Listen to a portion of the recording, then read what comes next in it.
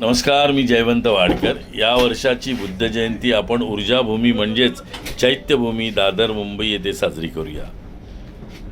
बुद्धाब्द वर्ष 2075 बुद्ध जयंतीला वैशाख दीपोत्सव म्हणून 1,00,000 दिवे आणि 1,000 भंतेजींना चिवरदान करून या जगात सुरू असलेल्या युद्धावेळी विश्रांतीसाठी वंदना करूया।